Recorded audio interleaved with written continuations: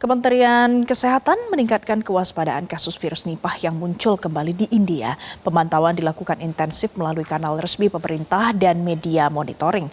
Jubir Kemenkes Widiawati mengatakan kalau langkah ini untuk mengantisipasi potensi penyebaran lintas negara. Kemenkes juga memastikan setiap informasi dianalisa untuk respon cepat. Indonesia itu sudah melakukan beberapa transformasi kesehatan untuk memperkuat sistem ketahanan kesehatan.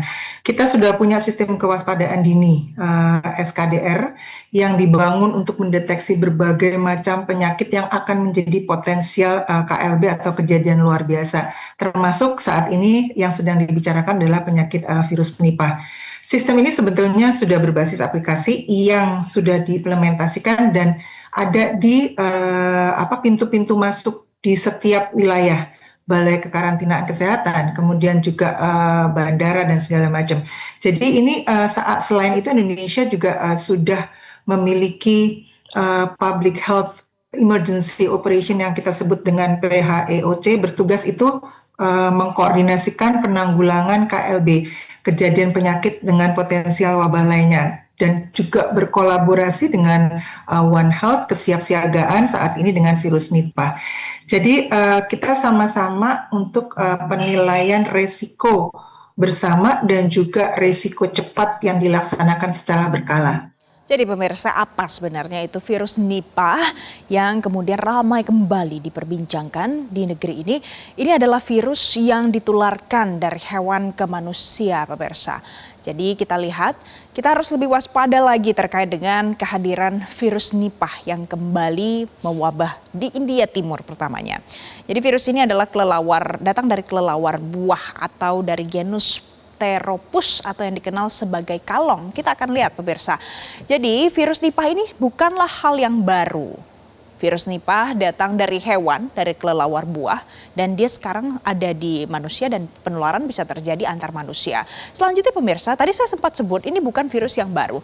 Tahun 1999, di slide kedua, virus ini pertama kali muncul dan berhasil diidentifikasi oleh manusia, terjadi di Malaysia dan lokasi khususnya itu adalah di kawasan Sungai Nipah, di peternakan babi. Kemudian pada saat itu di tahun 1999 ada tercatat 105 kasus kematian manusia dan pada akhirnya terpaksa terjadi pembuangan 1 juta ekor babi karena virus ini mewabah. Kita lihat lagi selanjutnya, bagaimana sebenarnya cara penularan dari virus Nipah ini. Yang pertama pemirsa, terjadi penularan jika ada kontak langsung dengan hewan yang terinfeksi. Dan kita tahu tadi asal muasal dari virus ini datang dari kelelawar buah. Kemudian yang kedua adalah konsumsi makanan yang terkontaminasi dan yang terakhir adalah penularan manusia ke manusia. Nah, yang ketiga inilah cara penularan yang saat ini berusaha untuk diantisipasi supaya tidak terjadi penularan virus Nipah lintas negara. Kita lihat gejala awalnya apa-apa saja. Kalau beberapa waktu lalu kita mempelajari gejala awal yang terjadi dari virus COVID-19, saat ini pemirsa, virus Nipah itu bisa ada gejala berupa demam tinggi dan juga sakit kepala, kemudian bisa terjadi nyeri otot atau mialgia, dan juga bisa terjadi muntah dan sakit tenggorokan. Jadi ini adalah beberapa tanda-tanda awal kalau mungkin saja Anda terserang dari virus Nipah ini, dan kalau untuk mengeceknya perlu dilakukan tindakan medis lebih lanjut lagi untuk melihat kepastian penularan virus ini. Dan yang tercatat di India Timur, fatality rate-nya cukup tinggi pemirsa, 75% saat ini merebak di bagian Benggala Barat. Nah, kita lihat apa yang disampaikan terkait dengan kasus ini. Ini disampaikan oleh Menteri Kesehatan yang mengatakan kalau sampai sekarang belum kita amati di Indonesia, tapi sudah dipersiapkan, sudah sosialisasi dan kita sudah siapkan reagen PCR-nya sama seperti virus dites menggunakan PCR. Nah, itulah yang kemudian sudah disampaikan terkait dengan antisipasi penularan dari virus Nipah ini. Selanjutnya pemirsa, saya ajak Anda, kita akan tanyakan terkait dengan virus Nipah ini bersama dengan spesialis penyakit dalam subspesialis hematologi onkologi medik Profesor Zubairi Jurban. Prof. Zubairi, selamat pagi. Selamat pagi, apa kabar Mbak? Kabar baik, Prof. Prof, sehat ya, Prof? Prof, sekarang virus Nipah ini mulai menyebar lagi. Dulu tahun 1999, sekarang terjadi lagi. Nah, apa yang menyebabkan virus ini sampai punya fatality rate-nya tinggi 75% ketimbang dengan virus lainnya, Prof? Iya, pertama karena menyerang saluran nafas, bikin parunya rusak. Kedua, menyerang otak, jadi membuat penyakit namanya ensefalitis. Jadi akhirnya pasien akan kejang-kejang, kemudian tidak sadar dan meninggal. Jadi itu alasannya mengapa fatality rate-nya menjadi lebih tinggi. Prof, kalau seandainya mungkin masyarakat mau mengantisipasi supaya tidak tertular virus ini, apa yang harus dilakukan, Prof?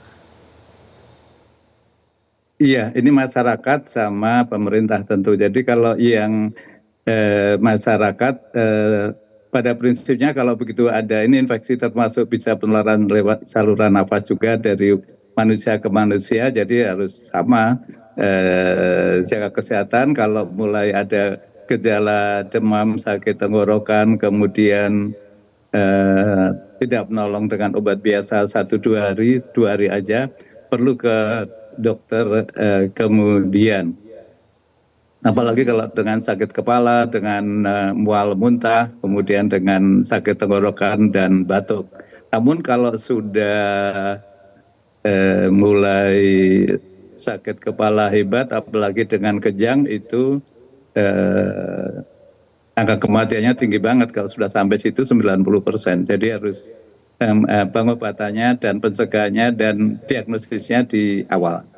Jadi harus didiagnosa lebih cepat supaya fatality rate tidak sampai 75-90%. Tapi Prof, kalau mungkin gejala seperti demam, batuk, sakit kepala, sakit tenggorokan itu kan lumrah atau banyak sekali orang yang mengalami gejala seperti itu. Kadang menunggu 2 hari sembuh. Nah, apa yang membuat kita tahu, oh sepertinya ini besar kemungkinan ini virus Nipah?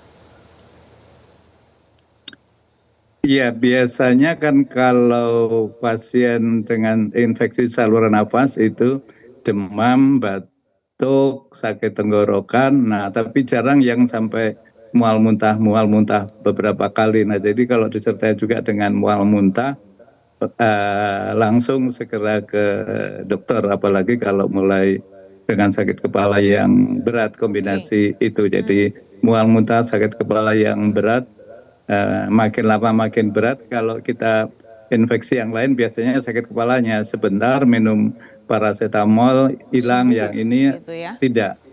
Jangan tunggu sampai ada kejang-kejang. Baik, Prof, tapi sejauh ini apakah sudah ada obat atau ada vaksin untuk mencegah virus ini? Iya, itu kabar buruknya. Kabar buruknya adalah obatnya belum ada, namun beberapa dokter, artinya yang di-approve oleh BPOM ataupun oleh FDA Amerika belum ada. Tapi yang beberapa dokter memberikan di banyak tempat adalah remdesivir, obat yang untuk COVID dulu, serta ribavirin itu bisa diberikan sebelum ada bukti ilmiah yang kuat. Sedangkan vaksinnya sekarang dari tim Oxford sedang dalam uji klinik. Jadi kita harapkan akan segera ada sehingga di tahun-tahun ke depan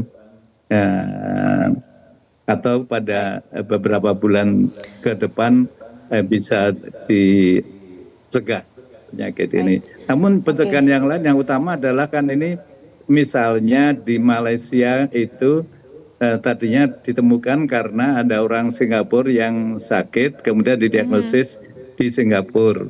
Nah, kemudian ternyata penularannya lewat tukang potong daging, dalam hal ini babi. Kemudian tadi disampaikan 1 juta babi dimusnahkan di Malaysia. Nah, kita juga punya banyak peternakan babi, jadi harus waspada juga. Mungkin ada baiknya juga dicek apakah ada yang terinfeksi, tidak. Yang kedua, melalui kelelawar. Kita punya banyak kelelawar. Nah ini yang menarik, yang bahaya. Jadi kelelawar itu mengapa jadi menyebarkan? Karena dibuktikan di banyak penelitian, tidak dari satu penelitian, itu bahwa deforestasi penggundulan hutan itu menyebabkan kelelawar buah itu pindah dari habitatnya di hutan kemudian mendekati ke perumahan-perumahan manusia. Baik. Jadi untuk jangka panjang memang penggundulan hutan harus dicegah.